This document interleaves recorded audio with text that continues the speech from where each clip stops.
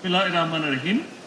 Doctor association of Bangladesh ড্যাবের 37তম প্রতিষ্ঠা বার্ষিকী উপলক্ষে আয়োজিত আজকের এই অনুষ্ঠানের সম্মানিত সভাপতি, মঞ্চে উপস্থিত বাংলাদেশ জাতীয়তাবাদী দল বিএনপির সম্মানিত মহাসচিব মির্জা ফখরুল ইসলাম আলমগীর, উপস্থিত আমন্ত্রিত অতিবৃন্দ, আমার সামনে উপস্থিত আমন্ত্রিত অতিথিবৃন্দ এবং সারা বাংলাদেশ থেকে আগত ড্যাব সহ বিভিন্ন চিকিৎসকবৃন্দ এবং সকল উপস্থিতিবৃন্দ, আসসালামু আলাইকুম। আজ এখানে আমরা আপনাদের সামনে যারা উপস্থিত রয়েছেন, বলা যায় আমরা হাতে গোনা কিছু মানুষ ছাড়া খুব সম্ভবত অধিকাংশ মানুষই, বলা যায় 90% মানুষ এখানে চিকিৎসক। আমি নিজে চিকিৎসক নই, যদিও আমার ঘরে একজন চিকিৎসক আছেন, তবে একজন অচিকিৎসক ব্যক্তির একটি উক্তি আমি আপনাদের সামনে, মানে চিকিৎসক নন, আমি যেহেতু চিকিৎসক নই, তারপরে আমার মতনই একজন ব্যক্তি যিনি চিকিৎসক ছিলেন না, তার একটি কথা আপনাদের সামনে আমি উল্লেখ করতে চাই। আপনারা অনেকেই হয়তো তার নামের সাথে পরিচিত আছেন। এই ব্যক্তিটির নাম হচ্ছে টমাস এডিসন। তিনি একজন মার্কিন বিজনেসম্যান ছিলেন, একই সাথে উদ্ভাবকও ছিলেন। উনি একটি কথা বলেছিলেন, কথাটি হচ্ছে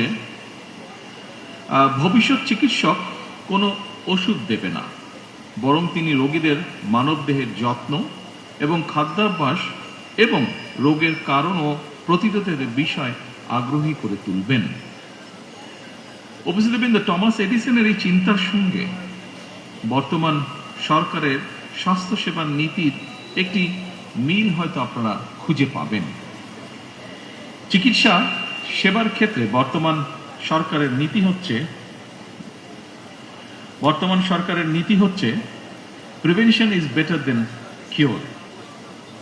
আমরা মনে করি, বর্তমান সরকার মনে করে, মানুষকে যদি শুরুতেই রোগের উৎপত্তির কারণ এবং প্রতিকার সম্পর্কে সচেতন করা যায়, তাহলে খুব সম্ভবত সহজেই অনেক রোগেরই নিরাময় করা সম্ভব। এই প্র্যাকটিসটি ইউরোপে এখন ধীরে ধীরে শুরু হয়েছে। বর্তমান সরকার নতুন করে, আপনি এর মধ্যেই শুনেছেন যে এই ব্যবস্থাটা, রোগ যাতে প্রতিরোধ করা সম্ভব হয়, সেই লক্ষ্যে বর্তমান সরকার আরো 1 লক্ষ হেলথ ওয়ার্কার বা স্বাস্থ্যকর্মী নিয়োগ করতে যাচ্ছে, যারা নাগরিকদেরকে প্রাথমিক স্বাস্থ্য সেবা সম্পর্কে সচেতন এবং সতর্ক করবেন। তবে হেলথ ওয়ার্কার বা স্বাস্থ্যকর্মীদেরকে যথাযথভাবে প্রশিক্ষণ করার ক্ষেত্রে অবশ্যই চিকিৎসক বৃন্দকে নেতৃত্ব দিতে হবে। সম্মানিত, সাউন্ডটা একটু কেমন, সামনে গেলে তো টোকা খাবো আমি, বেশি সামনে হয়ে যাচ্ছে। এনিওয়ে, সম্মানিত উপস্থিতিবৃন্দ, সকল চিকিৎসকবৃন্দ, আপনাদের সাথে আমি আমার একটি উপলব্ধির কথা শেয়ার করতে চাই। কি সেটি হচ্ছে, শিক্ষার্থী কিংবা পেশাজীবীগণ রাজনীতিতে সংশ্লিষ্ট থাকবেন কিংবা কতটা থাকবেন, এটা নিয়ে বিভিন্ন মহলে একটি আলোচনা আছে। এর পক্ষে বিপক্ষে নানা মত রয়েছে, তবে আমার মতটি আমি আপনাদের সঙ্গে শেয়ার করতে চাই। একটি গণতান্ত্রিক রাষ্ট্রে যেহেতু রাজনৈতিক সিদ্ধান্ত প্রায় সকল কাজকেই প্রভাবিত করে, সেহেতু শিক্ষার্থী, শিক্ষক কিংবা পেশাজীবী সবাই যার যার মতাদর্শ অনুসারে রাজনৈতিকভাবে সুসংগঠিত থাকবেন বা সচেতন থাকবেন, এটা কোনো অযৌক্তিক কোনো বিষয় নয়। তবে হাততালিটা একটু পরে দিন, পরের লাইনটা বলে নেই, পরের কথাটা বলে নেই, তারপরে হাততালি দিয়ে। তবে এই তবেটাই হচ্ছে ইম্পর্টেন্ট বিষয়। তবে রাজনৈতিক সম্পৃক্ততা যেন নিজেদের পেশাগত দায়িত্ব পালনে বিঘ্ন না ঘটায় বা বিঘ্ন ঘটার কারণ না হয়, সেটি হচ্ছে মোস্ট ইম্পর্টেন্ট। এই ব্যাপারে এখানে উপস্থিত ড্যাবের সকল চিকিৎসক বৃন্দকে আমি সতর্ক থাকার জন্য আহ্বান জানাব। প্রথাগত রাজনীতির বাইরে এসে রাজনীতির গুণগত পরিবর্তন খুব সম্ভবত প্রত্যেকটি সেক্টরে সামগ্রিকভাবে সমগ্র বাংলাদেশে এখন সময়ের একটি কঠিন দাবি বা খুব স্ট্রং ডিমান্ড, এটা আমরা সকলেই সেটি অনুভব করতে পারি, বিশেষ করে 5ই আগস্টের পর থেকে। সম্মানিত সকল উপস্থিতিবৃন্দ, দেশের স্বাস্থ্য ব্যবস্থা এবং চিকিৎসা সেবাকে আরও কার্যকর এবং জনবান্ধব করার লক্ষ্যে আপনাদের পক্ষ থেকে বেশ কিছু প্রস্তাব উপস্থাপন করা হয়েছে। এছাড়াও ডক্টর সুমন আমাদেরকে খুব সুন্দরভাবে একটি প্রেজেন্টেশন দিয়েছে। যে প্রস্তাবগুলো যতটুকু আমি জেনেছি বা যতটুকু আমি জানি, এর মধ্যে হয়তো কিছু বাদ যেতে পারে। যেমন 1 নম্বর, স্বল্পতম সময়ের মধ্যে বিশেষ বিসিএস এর মাধ্যমে 5,000 চিকিৎসক নিয়োগ। এরপরে আছে সরকারি, এখনো এটা বাস্তবায়ন হয়নি, আপনারা শুনে যান, আমি একটু বলি আগে। এরপরে যেটি আছে সরকারি চাকরিতে চিকিৎসকদের বয়সসীমা, আপনাদের যেটি দাবি আছে 32 থেকে 34 বছরে উন্নীত করা। চিকিৎসকদের অবসরের যে বয়সসীমা সেটিও 61 থেকে 65 বছরে উন্নীত করা। চিকিৎসক এবং রোগী উভয়ের নিরাপত্তা নিশ্চিত করতে একটি সময়োপযোগী স্বাস্থ্য সেবা সুরক্ষা আইন প্রণয়ন। এরপরে উপজেলা এবং প্রত্যন্ত অঞ্চলে কর্মরত চিকিৎসকদের জন্য বিশেষ ভাতা প্রণোদনার ব্যবস্থা। এরপরে যেটি আমার মনে আছে সেটি হচ্ছে বেসরকারি খাতে কর্মরত লক্ষাধিক চিকিৎসকদের জন্য একটি সুনির্দিষ্ট ও ন্যায্য বেতন কাঠামো প্রয়োজন। এবং খুব সম্ভবত আরেকটি দাবি আছে, শুধুমাত্র রাজনীতি কেন্দ্রিক না রেখে বিভাগ, জেলা, উপজেলা পর্যায়ে বিশেষিত হাসপাতাল প্রতিষ্ঠা। উপস্থিত সকল চিকিৎসক বৃন্দ, আপনাদের অবস্থান থেকে যদি আমরা চিন্তা করি তাহলে এই দাবিগুলো হয়তো বা খুব একটি অযৌক্তিক নয়।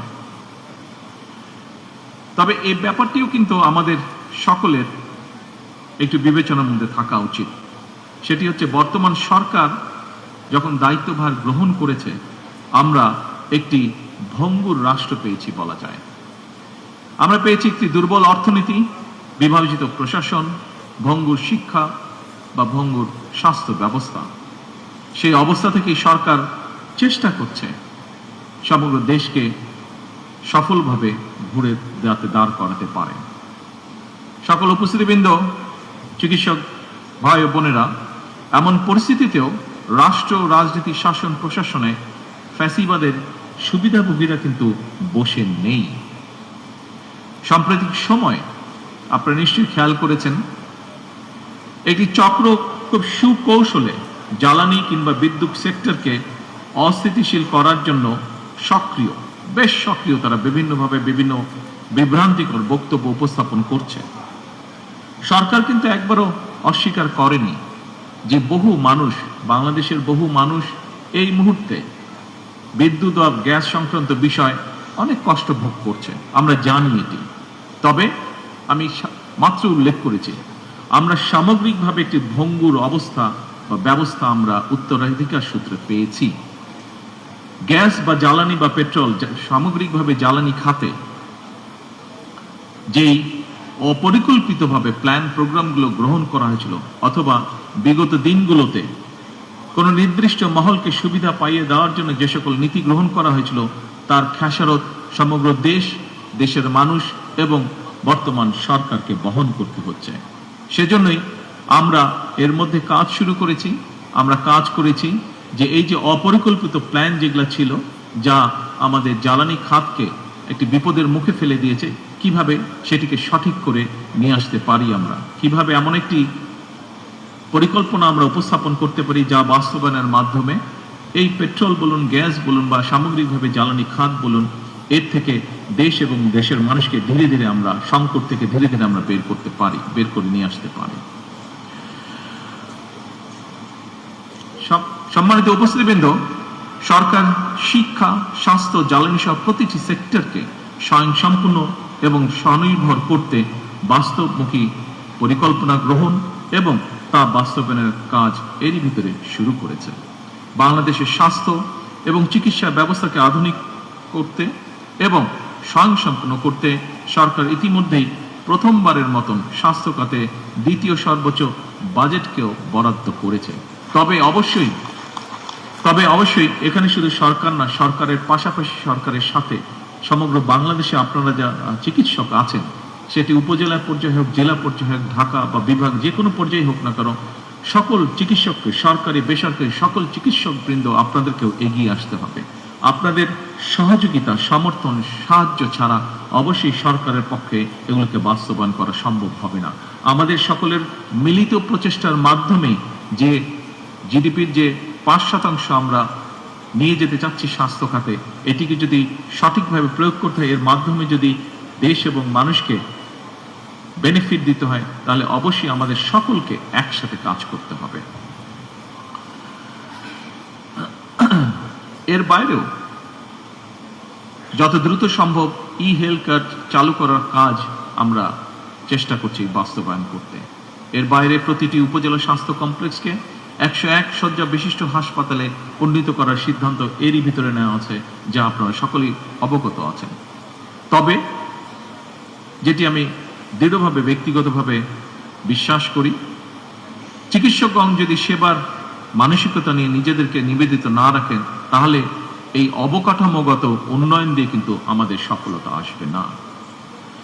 উপস্থিত চিকিৎসকবৃন্দ, সম্মানিত অতিথিবৃন্দ, সকল উপস্থিতিবৃন্দ, আমি জানি দায়িত্ব পালন করতে গিয়ে আপনাদেরকে নানা সীমাবদ্ধতার মুখোমুখি হতে হয়। তারপরেও কিছু কিছু ক্ষেত্রে অনিচ্ছাকৃত অবহেলা বা দায়িত্ব পালনে শৈথিল্য একদিকে সরকারের সামগ্রিক কার্যক্রমকে প্রশ্নবিদ্ধ করে, অপরদিকে চিকিৎসক কিংবা চিকিৎসা ব্যবস্থা সম্পর্কেও জনমনে অনাস্থা তৈরি করে।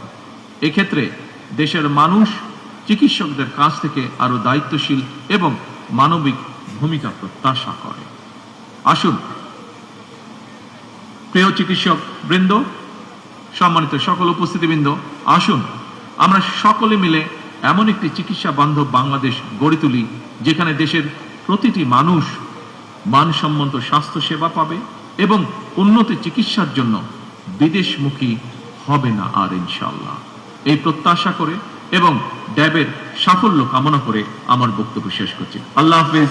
বাংলাদেশ জিন্দাবাদ।